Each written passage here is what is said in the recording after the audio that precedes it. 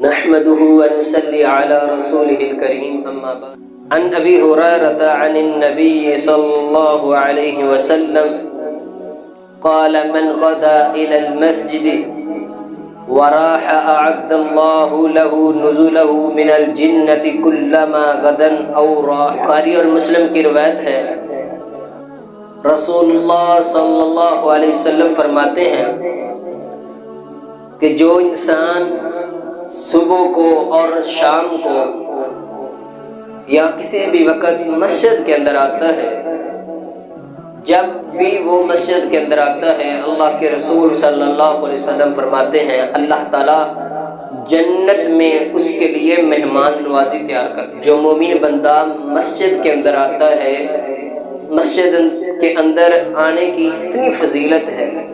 اتنا اس مومن کے لیے پروٹوکول ہے، اللہ کے رسول فرماتے ہیں اللہ تعالیٰ اس بندے کے لیے جنت میں مہمان نوازی تیار کرتے ہیں۔ اور ہر مسلمان کے لیے یہ ضروری ہے کہ وہ مسجد کے اندر آ کے جماعت کے ساتھ نماز ادا کرے۔ مسلم شریف کی روایت ہے کہ رسول اللہ صلی اللہ علیہ وسلم کے ایک صحابی سیدنا عبداللہ بن ام مکتوم رضی اللہ تعالی عنہ ایک نبینے صحابی ہے، آنکھوں سے نظر نہیں آتا، اللہ کے رسول سے پوچھتے ہی ہیں کیا وہ گھر کے اندر نماز پڑھ سکتا ہے؟ اللہ کے رسول فرماتے ہیں پڑھ سکتا ہے۔ پھر تھوڑی دیر کے بعد اللہ کے رسول فرماتے ہیں اے عبداللہ بن ام مکتوم، کیا تمہیں اذان کی آواز سنائی دیتی ہے؟ حضرت عبداللہ بن ام مکتوم کہتے ہیں اللہ کے رسول اذان کی آواز تو سنائی دیتی ہے۔ تو اللہ کے رسول صلی اللہ علیہ وسلم فرماتے ہیں اے عبداللہ بن ام مکتوم پھر تو آپ کو مسجد کے اندر ہی آنا پڑے گا۔ آج ہم ٹھیک ہوتے ہیں، ہمارے پاؤں بھی ٹھیک ہیں، آنکھیں بھی ٹھیک ہیں، لیکن ہم مسجد میں نماز پڑھنے کے لیے نہیں آتے۔ رسول اللہ صلی اللہ علیہ وسلم نے فرمایا، بخاری اور مسلم کی روایت ہے، اللہ کے رسول صلی اللہ علیہ وسلم فرماتے ہیں جو انسان گھر میں پڑھتا ہے اس سے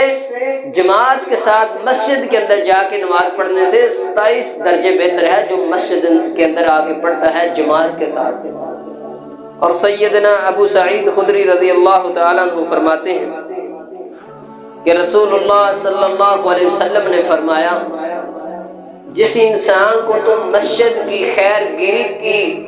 بات کرتے دیکھو، مسجد کی باتیں کرتے دیکھو، اس کے ایمان کی گواہی دے دو۔ اور سیدنا انس رضی اللہ تعالیٰ عنہ روایت کرتے ہیں، ترمذی کی روایت ہے، سیدنا انس فرماتے ہیں کہ رسول اللہ صلی اللہ علیہ وسلم نے فرمایا جو انسان 40 دن تکبیر اولیٰ کے ساتھ نماز پڑھتا ہے، اللہ تعالیٰ 2 چیزوں کے لیے اس سے برات لکھ دیتے ہیں۔ ایک آتش جہنم سے اللہ تعالیٰ اس کو بری کر دیتے ہیں، اور فرمایا وَبَرَاءَةٌ مِّنَ النِّفَاقِ، اور نفاق منافقت اللہ تعالیٰ اس بندے سے دور کر دیتے ہیں۔ سیدنا ابو موسیٰ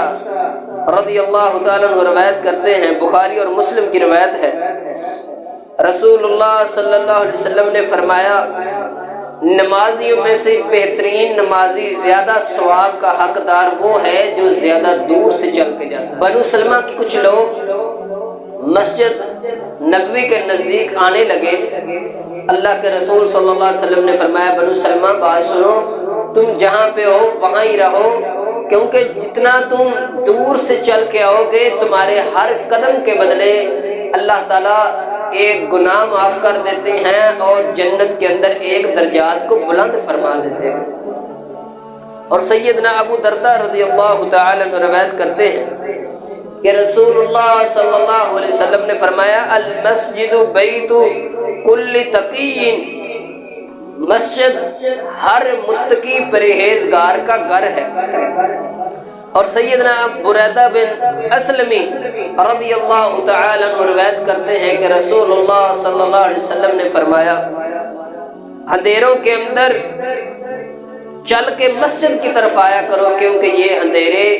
قیامت کے دن تمہارے لیے روشنیوں کا سبب بن جائے گا۔ مسجد تو بنا لی، شب بھر میں ایمان کی حرارت والوں نے من اپنا پرانا پاپی تھا، برسوں سے نمازی بن نہ سکا۔